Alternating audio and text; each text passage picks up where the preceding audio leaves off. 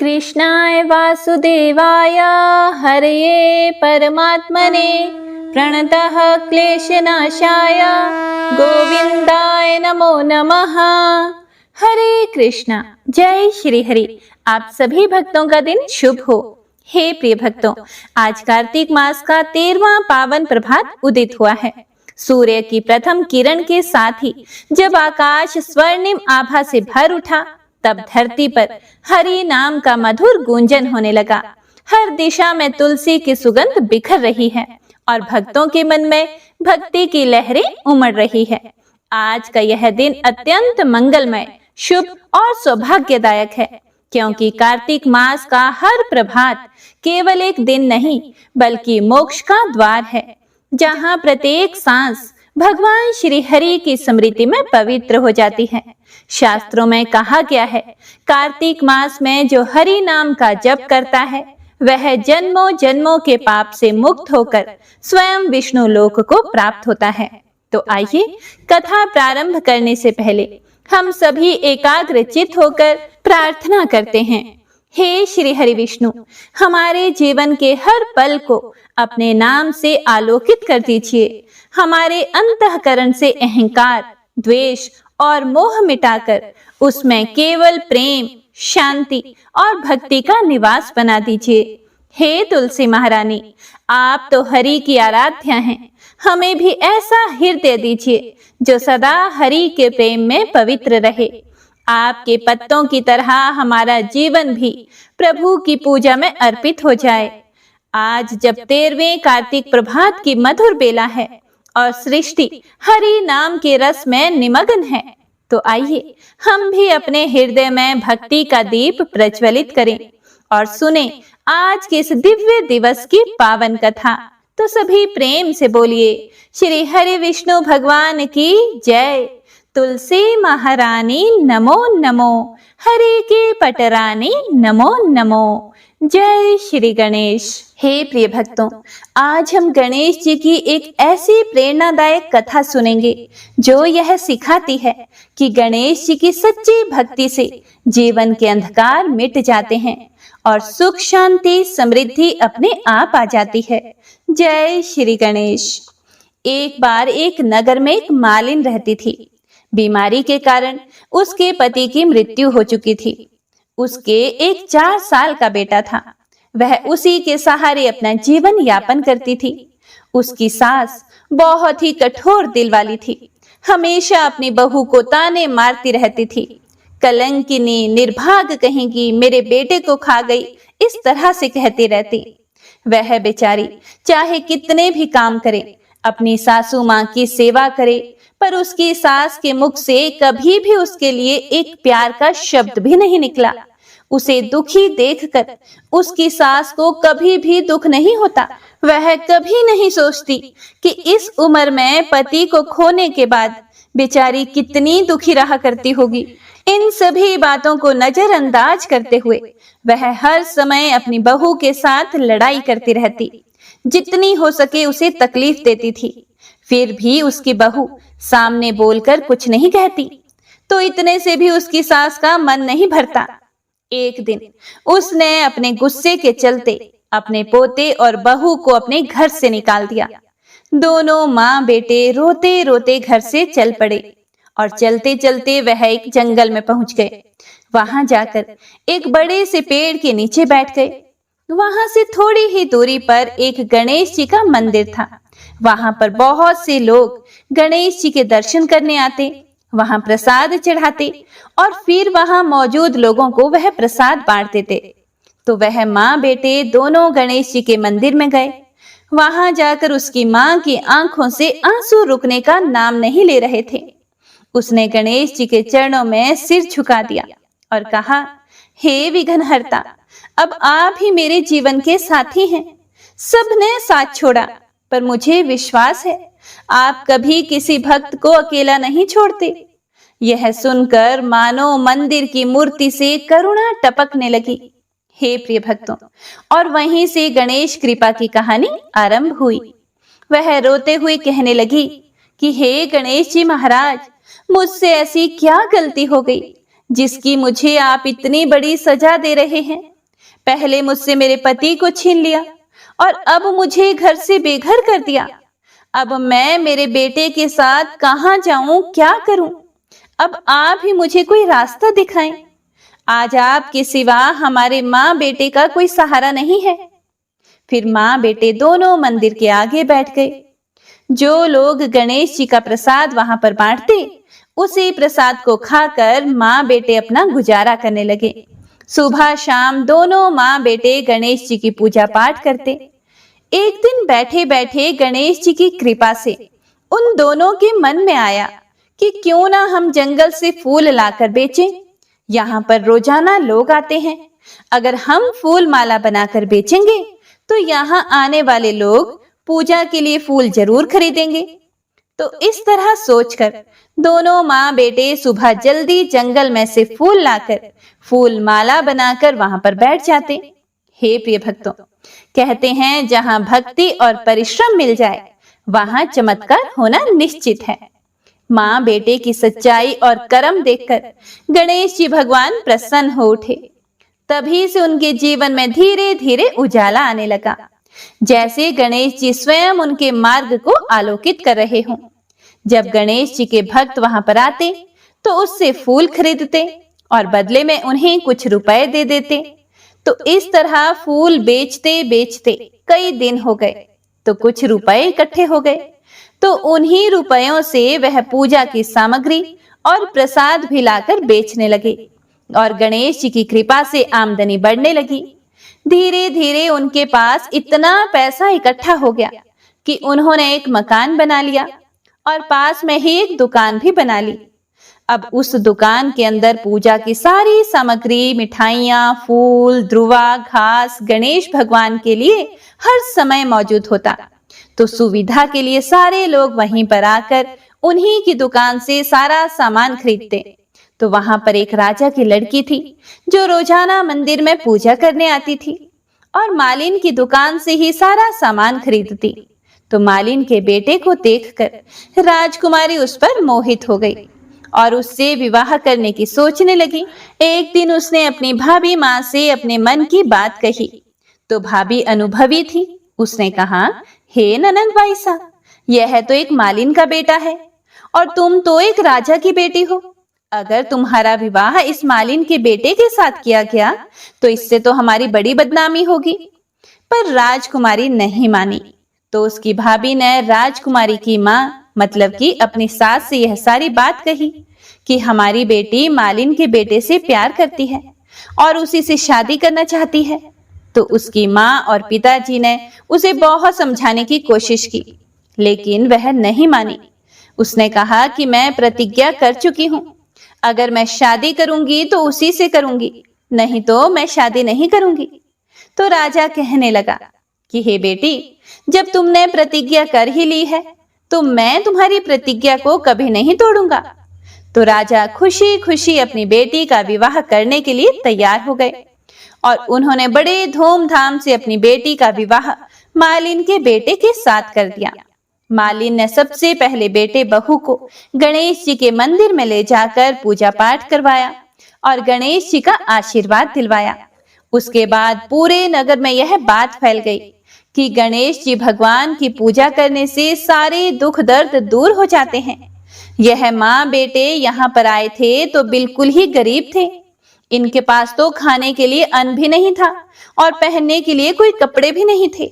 और देखो, गणेश जी की कृपा से आज इनके पास कितना धन हो गया है और आज इस लड़के की शादी राजा की बेटी के साथ हो गई है। हे प्रिय भक्तों, यह कोई साधारण बात नहीं थी। यह था गणेश जी का चमत्कार। जो गरीब था वही सेठ बन गया और जिसका सहारा कोई नहीं था वही अब राजकुमार बन गया। यही है गणेश जी की लीला।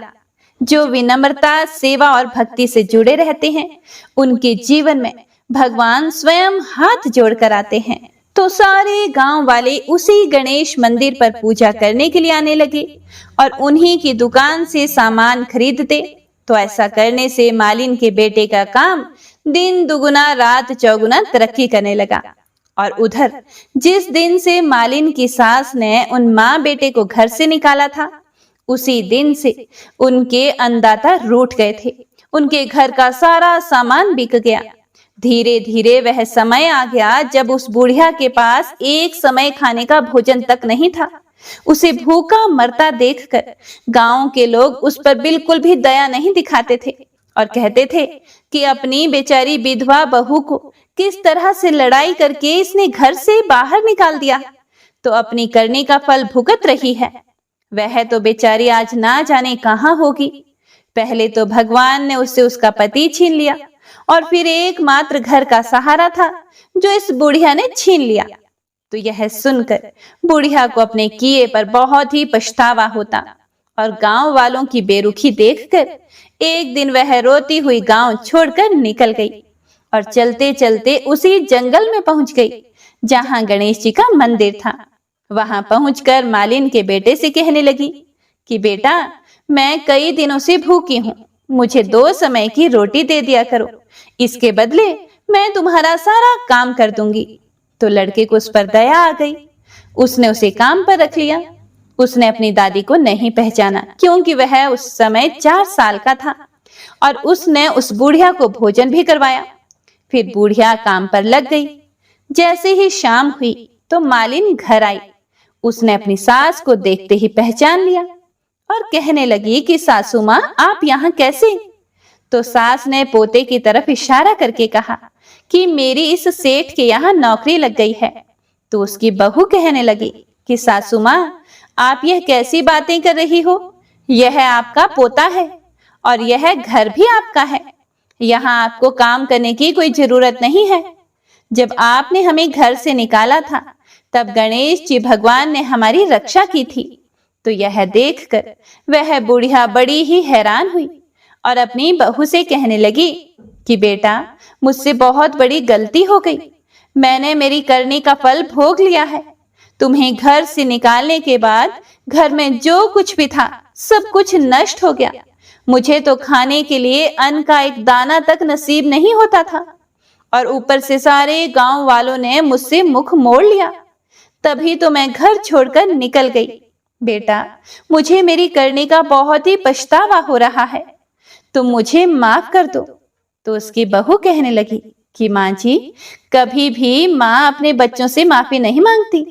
जो हुआ सो हुआ, उसे भूल जाओ और खुशी खुशी अपने पोते का सुख देखो। तो वह बुढ़िया सोचने लगी कि मेरी बहू कितनी अच्छी है और मैं इसे कभी भी पहचान ना सकी। आज मेरे पास कुछ नहीं है और इसके पास भगवान की कृपा से सब कुछ है। फिर भी देखो मुझे कितने प्रेम पूर्वक अपने घर में रखकर मान सम्मान दे रही है। ऐसा सोचते हुए उस बुढ़िया की आंखों से खुशी के आंसू चल पड़े। हे प्रिय भक्तों, तो देखिए कैसे गणेश जी की कृपा से एक साधारण मालिन का घर सुख और समृद्धि से भर गया और वही सास जिसने उसे घर से निकाला था आज उसी बहू के चरणों में सम्मान पा रही है। यह हमें सिखाता है कि भक्ति, क्षमा और सच्चे कर्म से कोई भी जीवन बदल सकता है। जो सच्चे मन से गणेश जी भगवान का नाम लेता है उसके सारे संकट दूर हो जाते हैं। हे गणेश जी महाराज, जैसे आपने मालिन को सुख और समृद्धि दी, वैसे ही हर उस भक्त को आशीर्वाद देना जो आपकी इस कथा को श्रद्धा से सुने। तो प्रेम से बोलिए श्री गणेश जी भगवान की जय। तो आइए सुनते हैं आज की महत्वमय कथा और पुण्य फल देने वाली कथा। जय श्री गणेश। एक समय की बात है, एक राजा का तोता मर गया था। राजा ने अपने मंत्री से कहा कि हे मंत्रीवर, तोते के मरने की वजह से हमारा पिंजरा सोना हो गया है, इसमें पालने के लिए एक तोता लेकर आओ। हे प्रिय भक्तों, जैसा कि हम सभी जानते हैं कि तोते हमेशा तो नहीं मिलते। राजा पीछे पड़ गए तो मंत्री एक संत के पास गए, क्योंकि उन संत के पास एक तोता था। इसीलिए मंत्री संत से बोले, हे भगवान, राजा साहब एक तोता लाने की जिद कर रहे हैं, आप अपना तोता हमें दे दीजिए, आपकी बड़ी कृपा होगी। फिर संत ने कहा कि ठीक है, ले जाओ। राजा ने सोने के पिंजरे में बड़े ही प्यार से तोते की सुख सुविधाओं का प्रबंध किया। ब्रह्म मुहूर्त में तोता बोलने लगा, ओम तत्सत, ओम तत्सत। उठो राजा, उठो महारानी, दुर्लभ मानव तन मिला है। यह सोने के लिए नहीं, भजन करने के लिए मिला है। तोता फिर आगे बोला, चित्रकूट के घाट पर भई संतन की भीड़, तुलसीदास चंदन घिसे, तिलक देत रघुबीर। कभी रामायण की चौपाई तो कभी गीता के श्लोक उसके मुंह से निकलते रहते। पूरा राज परिवार बड़े सुबह उठकर उसकी बातें सुना करता था। राजा कहते थे कि सुग्गा क्या मिला, एक संत ही मिल गए। सुग्गा मतलब तोता। हर जीव की एक निश्चित आयु होती है। एक दिन वह तोता मर गया। राजा रानी, राज परिवार और पूरे राष्ट्र ने हफ्तों तक शोक मनाया और यहाँ तक कि उसके शोक में झंडा तक झुका दिया। किसी प्रकार राज परिवार ने शोक संवरण किया और राजकाज में लग गए। एक दिन फिर से राजा ने अपने मंत्री से कहा कि हे मंत्रीवर, खाली पिंजरा अच्छा नहीं लगता, सोना सोना लगता है। एक तोते की व्यवस्था हो जाए। मंत्री ने इधर उधर देखा। एक कसाई के यहाँ वैसा ही तोता एक पिंजरे में टंगा हुआ था। फिर मंत्री ने उस कसाई से कहा कि राजा साहब इस तोते को चाहते हैं। कसाई ने कहा कि आपके राज्य में ही तो हम रहते हैं, हम नहीं देंगे तब भी आप उठाकर ले ही जाएंगे। मंत्री ने कहा कि नहीं नहीं, हम तो प्रार्थना करते हैं। कसाई ने बताया कि किसी बहेली ने एक वृक्ष से 2 सुग्गे पकड़े थे, अर्थात 2 तोते पकड़े थे। एक को उसने महात्मा जी को दे दिया था और दूसरा मैंने खरीद लिया था। राजा को चाहिए तो आप ले जाएं। अब कसाई वाला तोता राजा के पिंजरे में पहुंच गया। राज परिवार बड़ा खुश हुआ।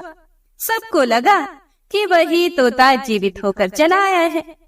दोनों की नासिका, पंख, आकार, चितवन सब एक जैसे ही थे। लेकिन बहुत ही सुबह सवेरे तोता उसी प्रकार राजा को बुलाने लगा जैसे वह कसाई अपने नौकरों को उठाता था कि उठ हरामी के बच्चे, राजा बन बैठा है, मेरे लिए ला अंडे, नहीं तो पड़ेंगे डंडे। राजा को इतना क्रोध आया कि उसने तोते को पिंजरे से निकाला और गर्दन मरोड़कर किले से बाहर फेंक दिया। दोनों तोते सगे भाई थे। एक की गर्दन मरोड़ दी गई तो दूसरे के लिए झंडे तक झुक गए थे। भंडारा किया गया था और शोक मनाया गया था। हे प्रिय भक्तों, आखिर भूल कहाँ हुई? अंतर था तो सिर्फ संगति का, सिर्फ सत्संग की कमी थी। कहते हैं ना, जैसी संगत वैसी रंगत। संगत ही गुण होत है, संगत ही गुण जाए। बांस फांस अरु मिसरी, एक ही भाव बिकाए। संगत से भी संस्कार आते हैं। संस्कार के बिना व्यक्तित्व का विकास संभव नहीं होता। जय श्री हरि विष्णु। यह कथा आपको कैसी लगी कमेंट बॉक्स में जरूर बताइएगा। तो आइए अब सुनते हैं आज की महात्म्य कथा। पिछले अध्याय में आपने सुना था कि किस प्रकार देव ऋषि नारद ने राजा पृथु को सभी वेदों के बारे में बताया जो कि समुद्र में जाकर छिप गए थे। अब अहोई अष्टमी पूजन, एकादशियों, कार्तिक मास और प्रयागराज की महिमा का वर्णन सुनने के बाद महाराज पृथु ने देव ऋषि नारद से कहा, हे देव ऋषि नारद, अब आप भक्त वत्सल भगवान की पूजा का विधि विधान बताने की कृपा कीजिए। तब देव ऋषि नारद जी बोले, हे राजन, एक पुरातन इतिहास कहता हूँ, उसे सुनो। अत्यंत प्राचीन समय की बात है। कांतिपुर में चौल नाम का एक राजा राज्य करता था। उसके राज्य में समस्त प्रजा सुखी थी। कोई भी दरिद्र, पीड़ित या दुखी नहीं था। राजा के नाम पर उस देश का नाम चौल देश रखा गया। एक बार वह राजा मूल्यवान मणि मुक्ताओं द्वारा भगवान की पूजा करके वहीं मंदिर में बैठा हुआ था। उसी समय विष्णु शर्मा नामक एक ब्राह्मण ने आकर तुलसी दल और जल से भगवान की पूजा की। उसके तुलसी पत्रों से राजा की पूजा के मणि मुक्ता आदि ढक गए। यह देखकर तो राजा को बड़ा क्रोध हुआ और राजा ब्राह्मण से बोला, हे विष्णु शर्मा, तुमको पूजा का कुछ भी ज्ञान नहीं है। मणि मुक्ताओं द्वारा की गई मेरी पूजा की शोभा को तुमने तुलसी दलों से ढककर समाप्त कर दिया है। राजा के अहंकार में भरे हुए यह कटु वचन सुनकर विष्णु शर्मा ने कहा, हे राजन, अभिमान के वशीभूत होने के कारण आप भगवान की पूजा के बारे में कुछ नहीं जानते। ब्राह्मण के ये वचन सुनकर राजा और भी क्रोधित हो गया और कहने लगा, हे ब्राह्मण, तुम दरिद्र हो, इस कारण तुम भगवान की पूजा को क्या जानो? क्या तुमने कभी भगवान का कोई मंदिर बनवाया है या कोई यज्ञ आदि किया है? अगर यही बात है तो मैं देखता हूँ कि भगवान की भक्ति करके पहले तुम स्वर्ग में जाते हो या मैं जाता हूँ। ऐसा कहकर राजा ने गोंगल ऋषि को आचार्य बनाकर बड़े बड़े यज्ञ आरंभ कर दिए और साथ ही ब्राह्मणों को बहुत सा द्रव्य दान देने लगा। परंतु विष्णु शर्मा सदा की ही तरह माघ और कार्तिक मास के व्रत, तुलसी वनों का रोपण और ओम नमो भगवते वासुदेवाय इस मंत्र का सतत जप करते हुए भगवान की पूजा अर्चना करता रहा। वह उठते बैठते चलते फिरते हर समय भगवान का स्मरण और कीर्तन किया करता था। कार्तिक मास में एक दिन उसने जैसे ही रसोई तैयार करके रखी थी कि कोई भोजन उठाकर ले गया। इसके बाद तो उसने व्रत भंग होने के भय से फिर से रसोई बनाई ही नहीं और भगवान का भजन करते हुए भूखा ही सो गया। दूसरे दिन फिर से उसने रसोई बनाई, फिर भोजन परोसा और जैसे ही भगवान को भोग लगाने लगा कि फिर से कोई भोजन उठाकर ले गया। लगातार 7 दिनों तक ऐसा ही होता रहा और इस प्रकार विष्णु शर्मा को निराहार 7 दिन बीत गए। विष्णु शर्मा अब भूख के मारे अत्यंत व्याकुल हो रहा था, लेकिन सत्संग का समय भंग ना हो जाए इस भय से उसने किसी भी दिन दूसरी बार रसोई तैयार ही नहीं की।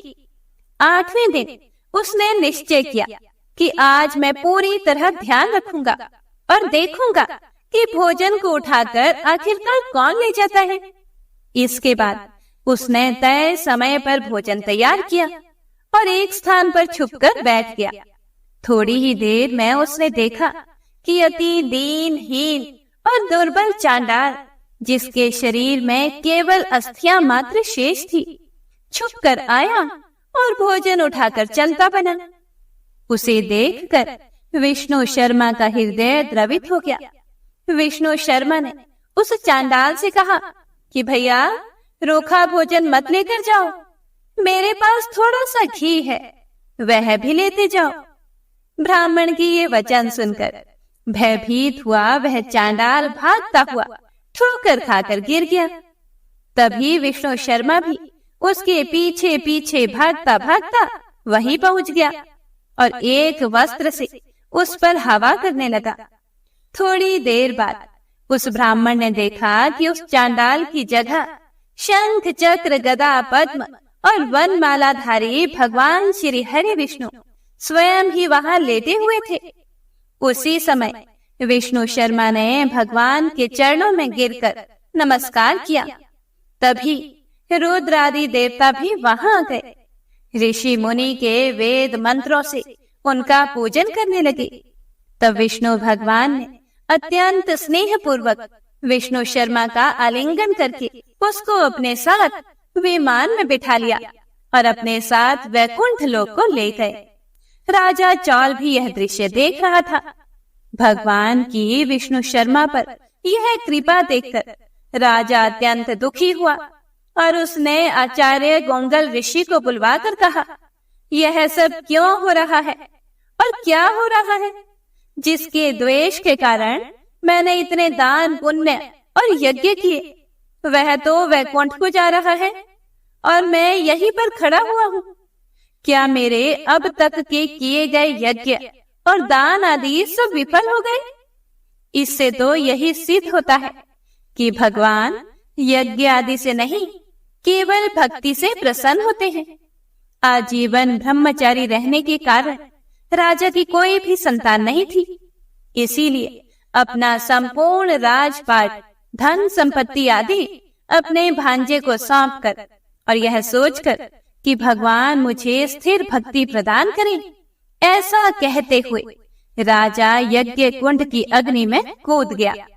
यह दृश्य देखकर गोंगल ऋषि ने आकर अपनी शिखा उखाड़ ली। तब से अभी तक चौल देश में भांजा ही मामा का उत्तराधिकारी होता है और गोंगल गोत्र के ब्राह्मण आज भी शिखा अर्थात चोटी नहीं रखते। चौल राजा के अग्निकुंड में गिरते ही भगवान ने प्रकट होकर अग्निकुंड में ही उसका आलिंगन किया और उसे भी अपने लोक को ले गए। हे प्रिय भक्तों, वैकुंठ में भगवान श्री हरि विष्णु ने विष्णु शर्मा को पुण्यशील और चौल राजा को सुशील नाम देकर अपना द्वारपाल बना लिया। इस प्रकार वे दोनों हर समय श्री हरि के पास ही रहने लगे। यह कथा सुनाने के बाद देव ऋषि नारद राजा पृथु से बोले कि हे राजन, अब तुम और क्या सुनना चाहते हो? ओम नमो नारायणाय। आज का यह अध्याय यहीं समाप्त होता है। इससे आगे का वृतांत आप सभी अगले अध्याय में जरूर सुनिएगा। तो आइए अब सुनते हैं कार्तिक मास में प्रतिदिन सुनी जाने वाली भगवान शालिग्राम जी की कहानी। एक गांव में एक बुढ़िया माई रहती थी। उसके शालिग्राम जी की सेवा थी।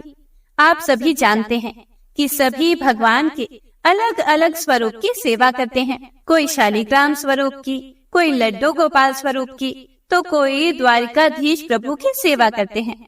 इस तरह से सभी अलग अलग स्वरूपों की सेवा करते हैं। तो वह बूढ़ी माई भी भगवान के शालिग्राम स्वरूप की सेवा करती थी। वह प्रतिदिन नियम से शालिग्राम जी की सेवा करती, उनको लाड लड़ाती, स्नान करवाती, भोग लगाती। इस तरह से सेवा का उसका प्रतिदिन का नियम था।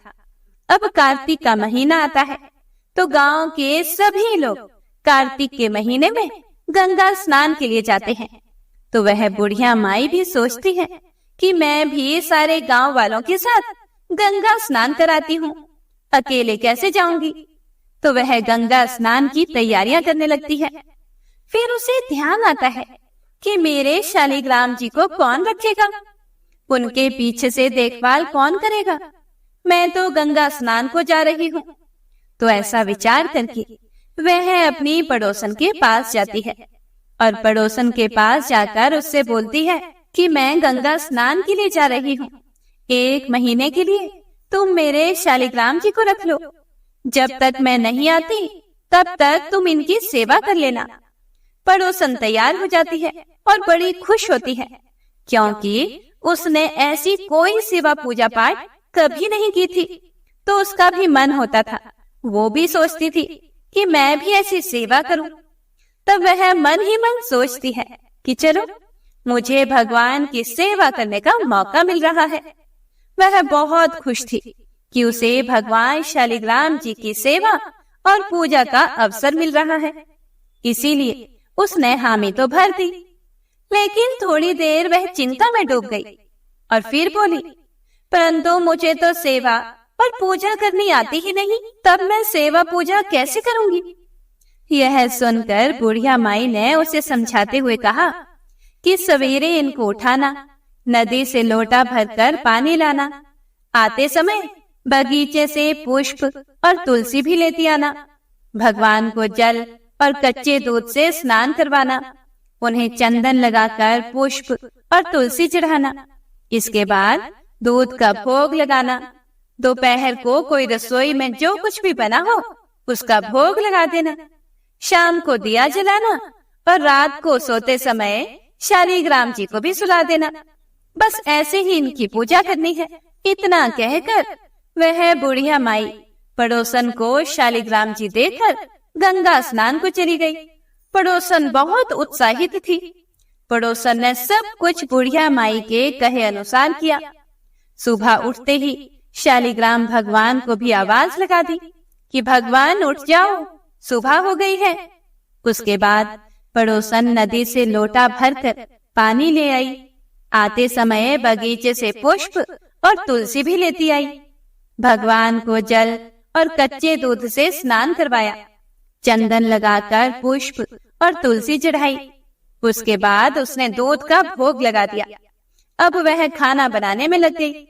खाना बनाकर उसने भगवान को भोग भी लगा दिया।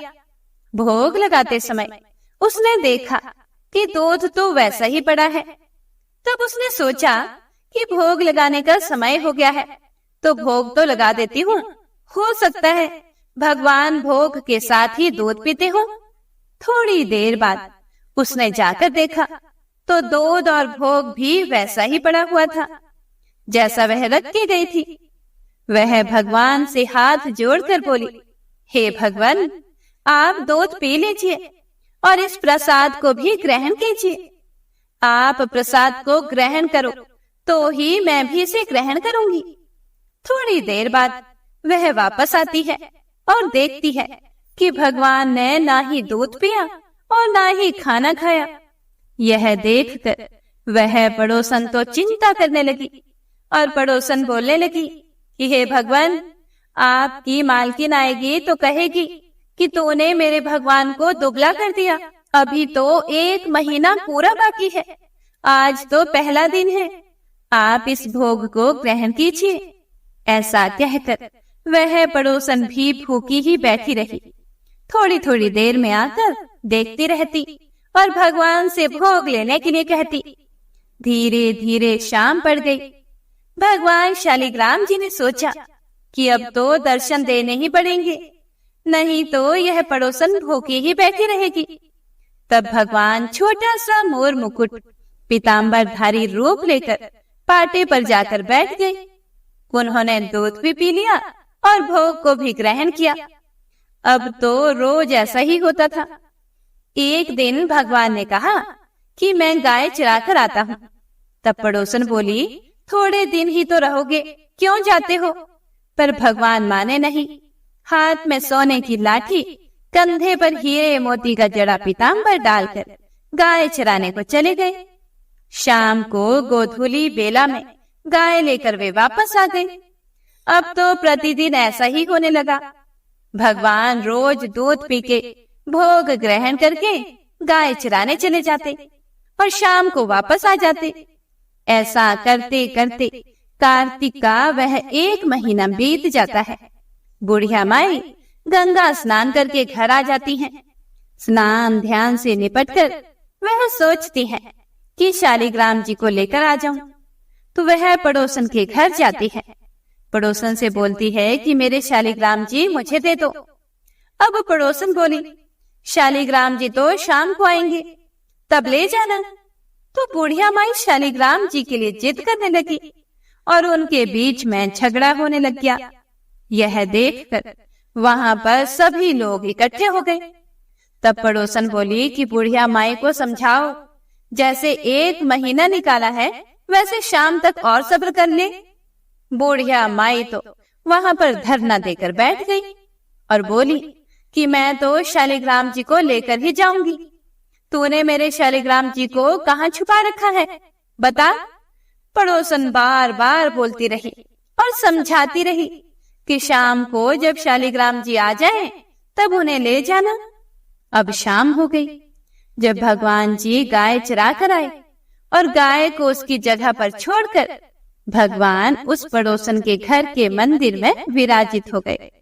तब पड़ोसन बुढ़िया माई से बोली, अब ले जाओ तुम्हारे भगवान जी। बुढ़िया माई को भगवान जी दिखाई नहीं दिए, उसे कुछ भी समझ नहीं आया। बुढ़िया माई बोली, तो इतनी देर से क्यों मना कर रही थी? जरूर तूने ही कहीं छुपा कर रखा था। यह सुनते ही पड़ोसन को सब समझ में आ गया और खुशी के मारे आंखों से उसके आंसू बह निकले। उसने भगवान के सामने हाथ जोड़ लिए। फिर भगवान से बोली, हे भगवान, बुढ़िया माई को भी रूप दिखा दो, नहीं तो यह मेरे पर विश्वास नहीं करेगी। इस तरह पड़ोसन की बात मानकर भगवान ने मोर मुकुट पीतांबर धरा, हाथ में सोने की लाठी ली और फिर बुढ़िया माई को भी दर्शन दिए। बुढ़िया माई यह देखकर भौचक्की रह गई और कांपने लगी और उसकी आंखों से भी झरझर आंसू बह निकले। फिर बुढ़िया माई ने भगवान के और पड़ोसन के दोनों के पैर छुए और कहा कि मैं तो इतने दिनों से सेवा कर रही थी, लेकिन मुझे तो कभी भी भगवान ने दर्शन नहीं दिए, क्योंकि मैंने भगवान को केवल मूर्ति मानकर सेवा की थी। सही मायने में तो तुमने ही भगवान की निर्मल मन से सच्ची सेवा की है, जो भगवान ने तुझे दर्शन दिए, और तेरे पुण्य प्रताप से मुझे भी दर्शन हो गए। हे शालिग्राम भगवान, जैसे उन दोनों को दर्शन दिए, ऐसे सबको देना। कथा को सुनने वाले, सुनाने वाले और हुंकारा भरने वाले सभी की मनोकामनाएं पूर्ण करना। कथा अधूरी हो तो पूरी करना, पूरी हो तो मान करना। तो सभी प्रेम से बोलिए, तुलसा शालिग्राम भगवान की जय। हे प्रिय भक्तों, तो आइए अब सुनते हैं लप्सी और तपसी की कहानी। यह एक पौराणिक लोक कथा है। इस कथा के अनुसार एक लप्सी था तथा एक तपसी था। तपसी सदैव भगवान की तपस्या में लीन रहता था और लप्सी रोजाना 1.25 सेर की लापसी बनाकर भगवान का भोग लगाकर खा लेता था। एक दिन वह दोनों लड़ने लगे। तपसी बोला, मैं रोजाना भगवान की तपस्या करता हूँ, इसीलिए मैं बड़ा हूँ। तो लप्सी बोला कि मैं रोज भगवान को 1.25 सेर लापसी का भोग लगाता हूँ, इसीलिए मैं बड़ा हूँ। तभी देव मुनि और परम वैष्णव ब्रह्मा जी के मानस पुत्र और महाज्ञानी नारद जी वहां से गुजर रहे थे। उन्होंने लप्सी और तपसी दोनों को लड़ते हुए देखकर उनसे पूछा कि तुम दोनों क्यों लड़ रहे हो। तब तपसी ने खुद के बड़ा होने का कारण बताया और लप्सी ने अपने सर्वश्रेष्ठ होने का कारण बताया। उन दोनों की पूरी बात सुनकर महाचतुर भक्त शिरोमणि नारद जी बोले कि तुम दोनों का फैसला मैं कर दूंगा। दूसरे दिन लप्सी और तपसी नहाकर अपनी रोज की भक्ति करने के लिए गए तो नारद जी ने छुपकर 1.25 करोड़ की एक अत्यंत बहुमूल्य रत्न जड़ित और दुर्लभ मणियों से बनी अंगूठी उन दोनों के सामने रख दी। हे प्रिय भक्तों, तपसी की नजर जब अंगूठी पर पड़ी तो उसने चुपचाप अंगूठी उठाकर अपने नीचे दबा ली। लप्सी की नजर अंगूठी पर पड़ी, लेकिन उसने ध्यान ही नहीं दिया और भगवान को भोग लगाकर लापसी खाने लगा। इसके बाद नारद जी उन दोनों के सामने आए तो दोनों ने हे नारद जी से पूछा, हे मुनि श्रेष्ठ, अब आप अपना निर्णय बताइए कि हम में से कौन बड़ा है, किसकी भक्ति श्रेष्ठ है।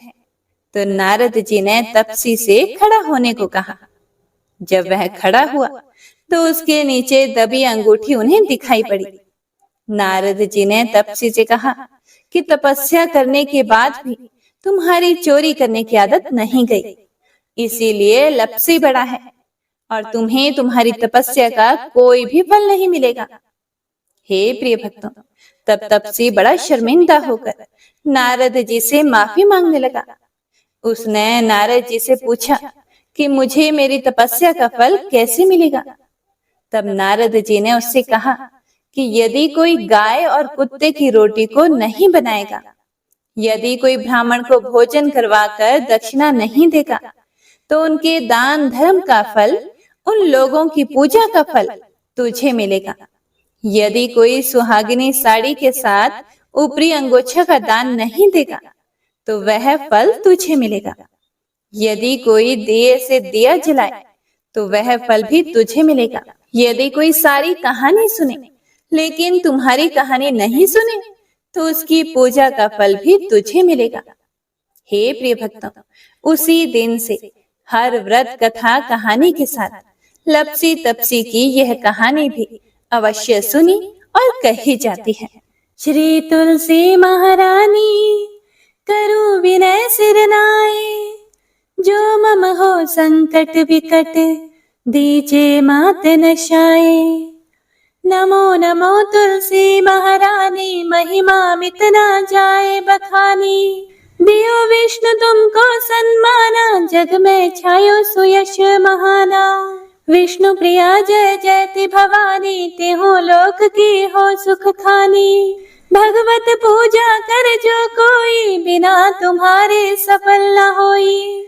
जिन घर तब नहीं होए निवासा, उस पर करही विष्णु नहीं बासा। करे सदा जो तब नित सुमिरन, तेहि के काज होए सब पूरन। कार्तिक मास महात्म तुम्हारा, ताको जानत सब संसारा। तब पूजन जो करे कुंवारी, पावे सुंदर वर सुकुमारी। करे जो पूजन नित प्रति नारी, सुख संपत्ति से होए सुखारी। वृद्धा नारी करे जो पूजन, मिले भक्ति होवे पुलकित मन। श्रद्धा से पूजे जो कोई, भवनिधि से तर जावे सोई। कथा भागवत यज्ञ करावे, तुम बिन नहीं सफलता पावे। छायो तब प्रताप जग भारी, ध्यावत तुम्ही सकल चित धारी। तुम्ही मात यंत्रण तंत्रण में, सकल काज सिद्धि होवे क्षण में। औषधि रूप आप हो माता, सब जग में तव यश विख्याता। देव ऋषि मुनियों तपधारी, करत सदा तव जय जयकारी। वेद पुरातन तव यश गाया, महिमा गम पार नहीं पाया। नमो नमो जय जय सुख कारणी, नमो नमो जय दुख निवारणी। नमो नमो सुख संपत्ति देनी, नमो नमो अघ काटन छेनी। नमो नमो भक्तन दुख हरनी, नमो नमो दुष्टन मद छेनी। नमो नमो भव पार उतारनी, नमो नमो परलोक सुधारनी। नमो नमो निज भक्त उबारनी, नमो नमो जन काज संवारनी। नमो नमो जय कुमति निशावनी, नमो नमो सुख उपजावनी। जयति जयति जय तुलसी माई, ध्याओ तुमको शीश नवाई। निज जन जानि मोहि अपनाओ, बिगड़े कार्य आप बनाओ। करूं विनय मैं मात तुम्हारी, पूर्ण आशा करहु हमारी। शरण चरण कर जोरी मनाओ, निश दिन तेरे ही गुण गाओ। करहु मात अब मोह पर दाया, निर्मल होए सकल मम काया। मांगू मात यह वर दीजे, सकल मनोरथ पूर्ण कीजे। जानू नहीं कुछ नेम आचारा, क्षमहु मात अपराध हमारा। 12 मास करे जो पूजा, ता सम जग में और न दूजा। प्रथम ही गंगा जल मंगवावे, फिर सुंदर स्नान करावे। चंदन अक्षत पुष्प चढ़ावे, धूप दीप नैवेद्य लगावे।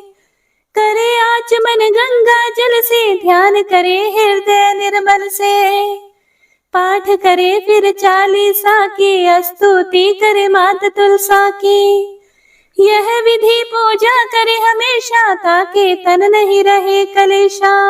करे मास कार्तिक का साधन, सोवे नित पवित्र सिद्ध होई जाहे। है ये कथा महासुखदाई, पढ़े सुने सो भव तर जाई। तुलसी मैया तुम कल्याणी, तुम्हारी महिमा सब जग जानी। भावना तुझे मनित नित ध्यावे, गागा कर्मा तुझे रिझावे। यह श्री तुलसी 40 पाठ करे जो कोई, गोविंद सो फल पावहि, जो मन इच्छा होए। श्री तुलसी 40 संपूर्ण। तो आइए अब सुनते हैं तुलसी माता की आरती। तुलसी महारानी नमो नमो, हर की पटरानी नमो नमो। तुलसी महारानी नमो नमो, हर की पटरानी नमो नमो। धन तुलसी पूरण तप कीनो, शालिग्राम बनी पटरानी नमो नमो। तुलसी महारानी नमो नमो। जाके पत्र मंजरी कोमल, श्रीपति कमल चरण लपटानी नमो नमो।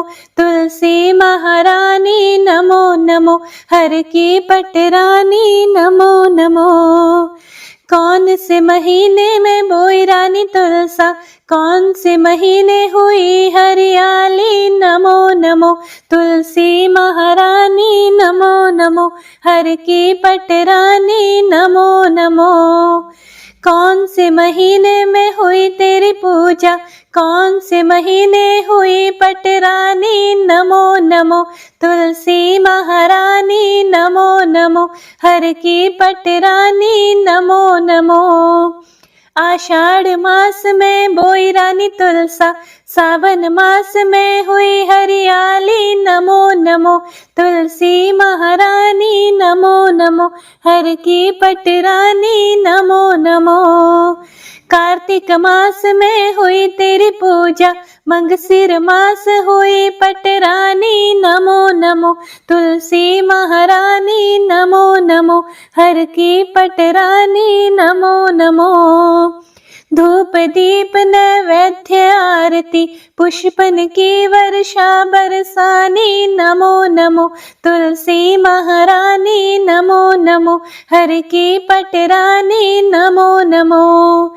56 भोग 36 व्यंजन, बिन तुलसी हरि एक न मानी, नमो नमो। तुलसी महारानी नमो नमो, हर की पटरानी नमो नमो।